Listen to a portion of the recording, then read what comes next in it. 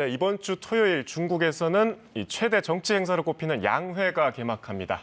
시진핑 국가주석 3기가 공식 출범하는 자리인데 국내에 미칠 파장도 크겠죠. 중국 정법대 문일현 교수와 자세한 이야기 나눠보겠습니다. 어서 오십시오. 네, 안녕하십니까. 일단 양회란 말을 좀 모르는 분도 많이 계십니다. 뭐 양회니까 두 가지 행사를 얘기하겠죠. 네네. 어떤 거죠? 우리나라로 치면 정기 국회격인 전국인민대표대회하고요. 예.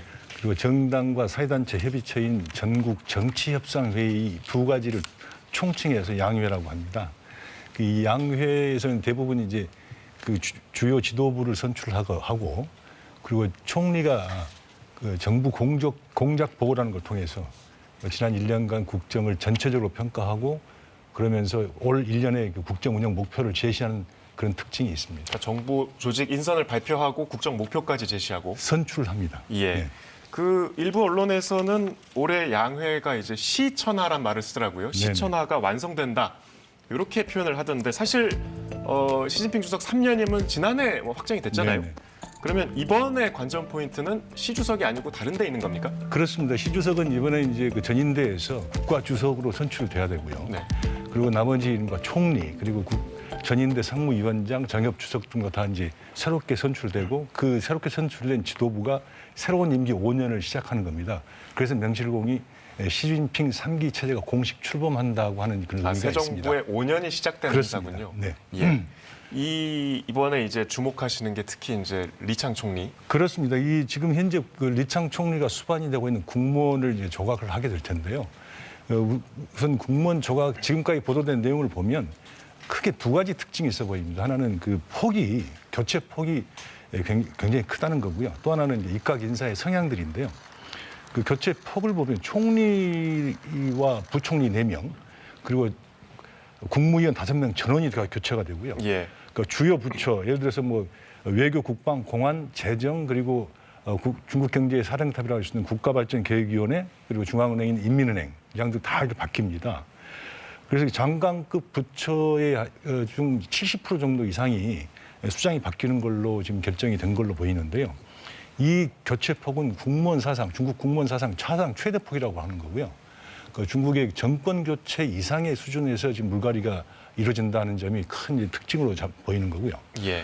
또 하나는 그 입각하는 인사들의 성향을 보면 대부분 시진핑 주석의 인물들로 대부분 채워 있어서 아마 시진핑 주석 1인 통치 체제를 강화하기 위한 일종의 인사적인 포석이 아닌가라는 그런 특징을 갖고 있다고 보입니다. 예, 이 중국 정치 체제에서 총리라는 자리가 좀 독특한 것 같아요. 이 리커창 총리는 뭐 역대 최약체다 이런 말까지 들었는데 이번에 리창 총리는 사실 중앙정부에서 역할을 한 적이 없는 인물 아닙니까?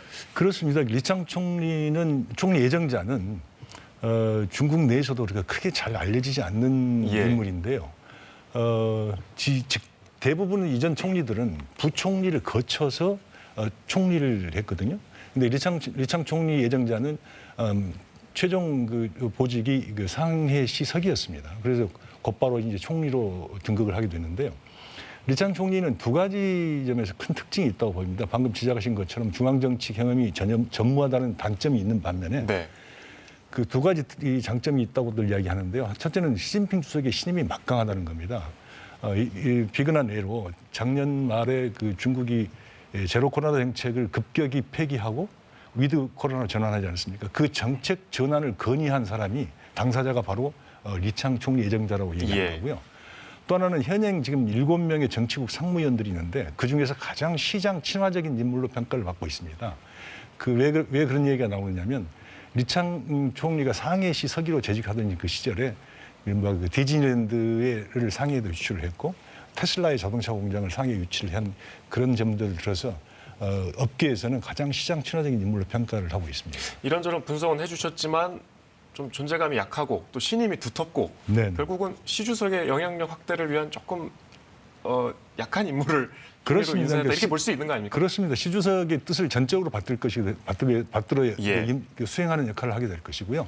과거처럼 총리가 서기나 당 총서기를 시 주석을 견제하는 역할은 아마 기대하기 힘들 것으로 보입니다. 견제하는 역할을 기대하기 힘들다. 네네.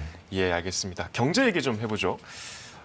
중국의 경제 성장률이 좀 부진해 왔습니다. 3%대에 머물러 왔고 예상보다 지표가 좀 나아지지 않고 있는 상황인데 올해 양회에서 아까 말씀대로 여러 가지 국정 과제와 목표치를 제시할 텐데 이 경제 성장률에 대해서는 어떻게 얘기가 나올까요? 이번에 리커창 총리가 마지막 정부 공작 보고를 하게 될 텐데요. 내년에 올해 경제 성장 목표치를 이제 제시할 것인지 안 할 것인지 아직 확실히 알려지지 않았지만 제시 안 할 수도 있는 겁니까? 안 할 수도 있는 건데요. 지금 현재 분위기로는 발표하는 쪽으로 기울고 있는 것 같고요. 5 내지 6% 정도의 내외의 목표치를 제시하지 않겠느냐. 상당히 높게 잡았네요. 그렇습니다. 그래서 이제 그거는 사실 지금 중국이 올해 가장 큰 급선무가 경제 회복이라는 것을 갖다가 대내에 가시를 하고 특히 5 내지 6%라고 하는 거는 코로나가 발생하기 이전에 중국이 제시했던 연간 경제 성장률 목표치가 5 내지 6%입니다.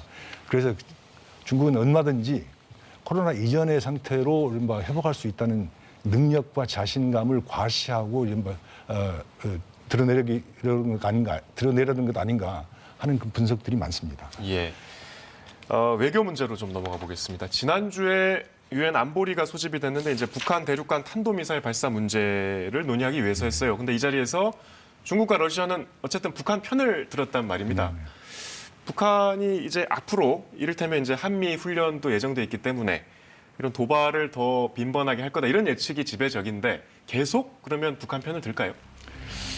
지금 현재 미국이 중국을 전방위적으로 압박하고 있는 상황에서 중국이 태도를 바꿔서 자신들의 우방을 비난하고 미국의 편을 드는 것은 현실적으로 기대하기 힘들 것입니다. 예.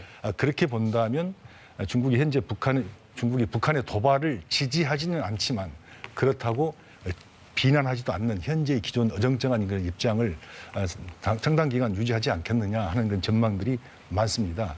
특히 이제 다음 달로 예정된 프리덤 실드 한미 연합 훈련이 있지 않습니까? 예. 그 연합을 하게 되면 훈련을 하게 되면 북한이 아마 격렬하게 반발을 할 가능성이 많은데요. 그때에도 아마 중국의 입장은 지금과 같지 않겠는가 하는 전망들이 우세하고요.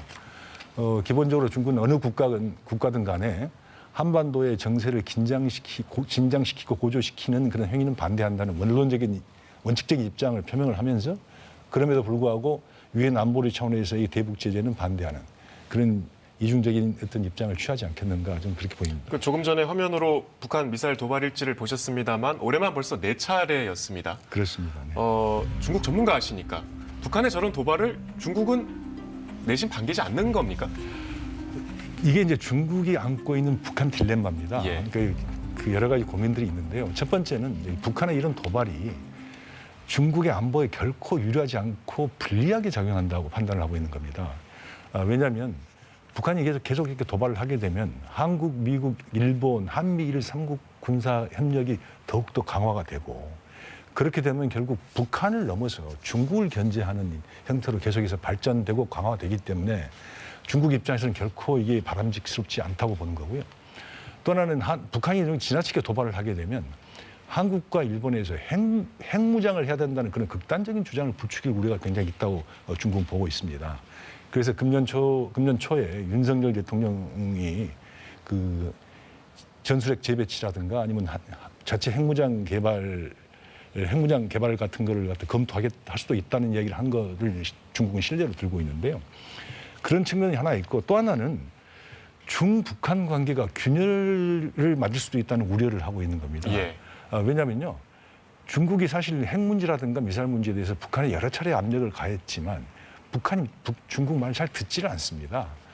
그래서 이번 사태가 또 이렇게 발전한다 그러면 결국은 중국의 대북 영향력이 한계가 있다는 것을 전 세계에 노정시키는 결과가 될 수밖에 없고 그럼에도 불구하고 중국이 북한을 강하게 압박하면 양국 간 관계가 균열을 맞을 수도 있지 않겠느냐 하는 그런 우려들이 나오고 있는 건 사실입니다. 그러니까 지금 같지 않을 거다 이렇게 보시는 거네요? 그렇습니다. 예, 알겠습니다. 일각에서는 또 미국과의 협상 과정에 좀 북한을 전략적으로 활용하는 거다 이렇게도 보더라고요.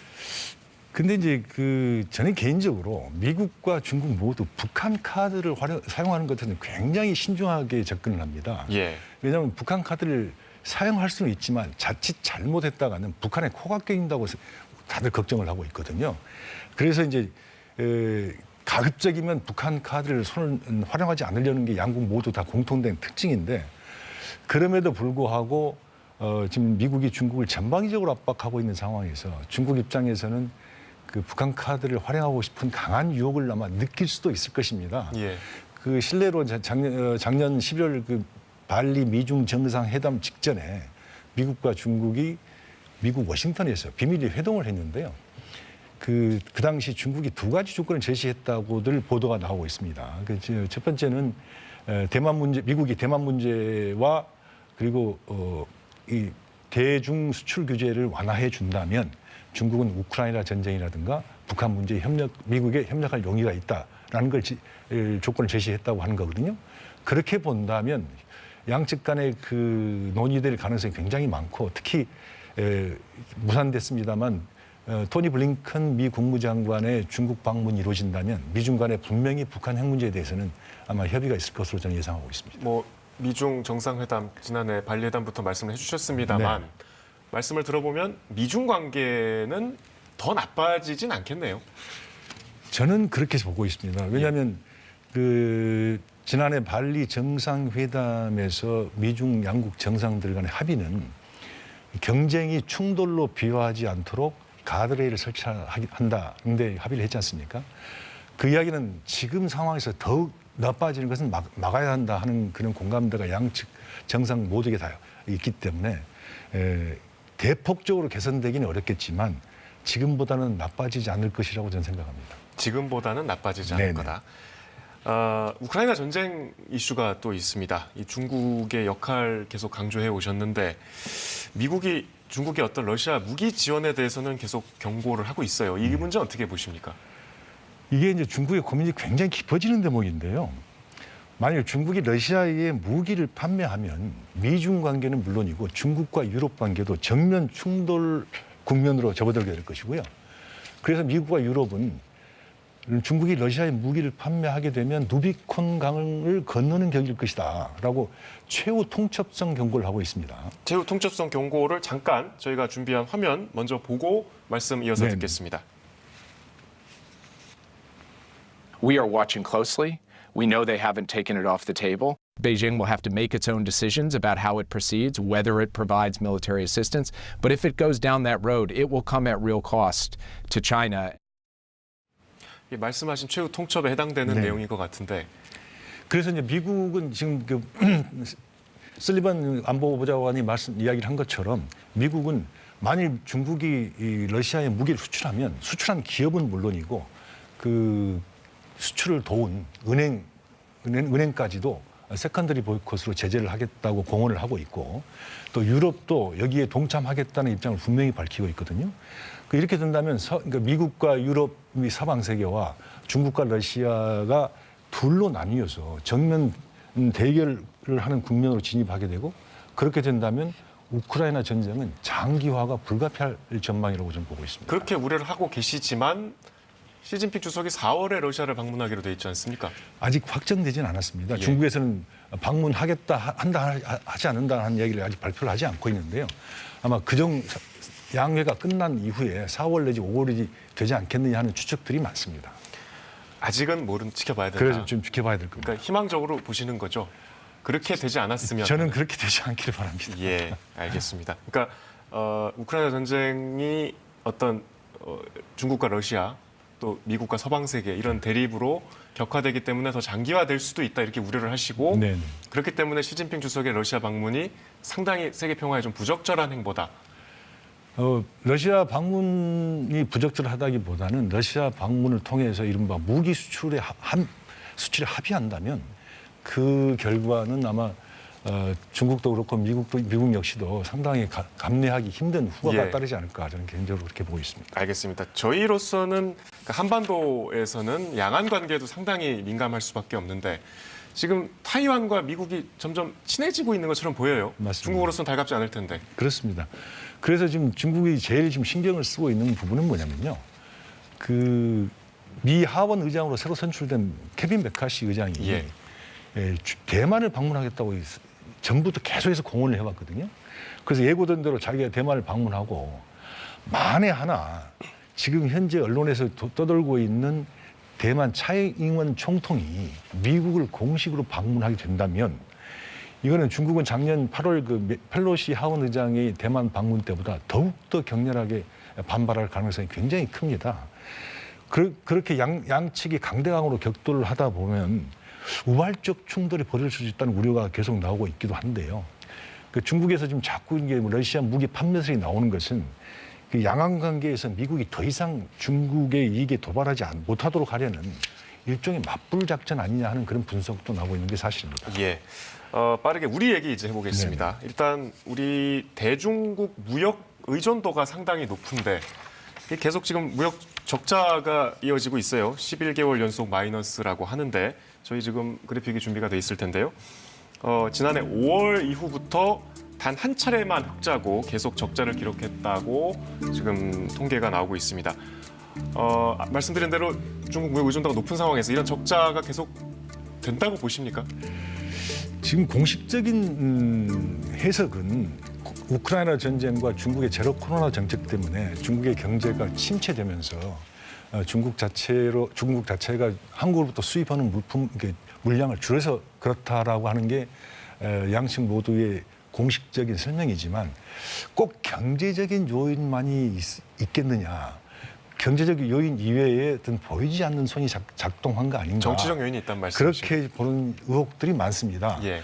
예를 들어서 그래서 중국 입장에서는 공급망 안전 확보 차원에서 수입선 다변화를 추진하고 있는데 그래서 꼭 한국에서 수입할 필요가 없는 제품에 대해서는 수입선을 다변화시켜서 다른 나라로 돌리는 그래서 전반적으로 한국의 대중무역 적자가 커지는 건 아닌가 하는 의혹들이 한국은 물론이고 중국에서도 있습니다. 그래서 양국 관계가 개선되지 않으면 이런 추세는 당분간 지속되지 않겠는가 하는 게 제 개인적인 생각입니다. 그 윤석열 대통령은 후보 시절부터 좀 중국으로서 불편한 발언들을 여러 차례 하기도 했는데 지금의 어떤 대중 정책은 중국에서 어떻게 보고 있습니까? 중국에서는 현재 그 윤석열 정권의 이른바 그 대중 외교 정책을 과도하게 미국에 편향된 친미 반중의 외교라고 규정을 하고 있는 것 같습니다. 그게 여러 가지 이제 그 근거들이 있는데요. 일단 우선은 전략적, 그러니까 군사안보적으로 보면 우리 한국이 그 미국의 중국 견제를 위해서 한미일 군사협력을 강화하고 있고, 예. 그리고 미국의 인도 태평양 전략에 동참을 하고 있고, 나토를 동아시아로 끌어들이는데 한국이 가장 앞장서고 있다는 불만도 있고요. 또 경제적으로는 이게 탈중국인데요. 특히 이제 그 중국을 배제하는 공급망이라고 하는 IPF, 즉 인도 태평양 경제 프레임에 한국이 창설 멤버로 참여하고 있고, 중국의 첨단 반도체를 수출을 갖다가 규제하는 치포 동맹에도 한국이 적극 참여하고 있거든요. 근데 중국이 더 예민하고 민감하게 반응하는 것은 두 가지입니다. 대만 문제하고 신강 우이구르 문제인데요.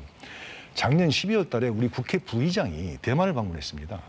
중국에서는 이게 한중 수교 30년 동안 최고위급 인사가 대만을 방문한 건데 이거는 작년 8월에 미국의 펠로시 의장의 방문과 본질적으로 뭐가 다르냐 하는 걸 질문을 하고 있는 거고요. 또 이제 신장 우이구르 문제도 작년 유엔 인권이사회에서 한국이 신장 우이구르 인권 문제를 논의하자는데 찬성표를 던졌거든요. 그래서 지금 이전 정권까지는 전혀 없었던 두 가지 상황이 나오면서 중국 입장에서는 자신들의 핵심 이익, 즉 대만, 홍콩, 신장, 티베트 문제에서 네. 한국이 정면으로 도전하고 여러 있다고 가지로 좋지 네. 않게 보고 있다는 그렇습니다. 말씀인데 네네. 끝으로 짧게 네. 그러면 지금까지 외교 기조를 바꿔야 된다 이런 주장이신 건가요? 저는 외교 기조를 바꿔야 된다기보다는 우리가 외교의 그 근본에 대해서 한번 짚어볼 부분이 있다고 보는 겁니다. 예. 그 국익을 최우선으로 하는 게 외교 목표라고 한다면 우리도 철저한 실용주의 외교를 펼칠 필요가 있고요. 그 한중 간의 국가 이익이 일치하지 않듯이 미국과의 우리 한국과의 국가 이익도 일치하지 않거든요. 특히 이제 안미 경중, 안보는 미국, 경제는 중국이라고 하는 패러다임이 더 이상 작동하지 않기 때문에 어느 한쪽 편을 분명하게 들면 스스로 움직일 수 있는 그 운신의 폭을 제약할 뿐만 아니라 나중에 상황이 바뀌게 되면 엄청난 비용을 지불해야 됩니다. 그래서 사안별로 우리도 전략적 모호성을 좀 유지할 필요가 있다. 저는 그렇게 주장을 하고 있습니다. 알겠습니다. 오늘 문 교수님 말씀 잘 들었습니다. 네, 감사합니다. 네, 오늘 준비한 순서 여기까지입니다. 내일은 3.1절이죠. 하루 쉬고 3월 2일에 범기영 앵커로 다시 찾아뵙겠습니다. 시청해주신 여러분 고맙습니다.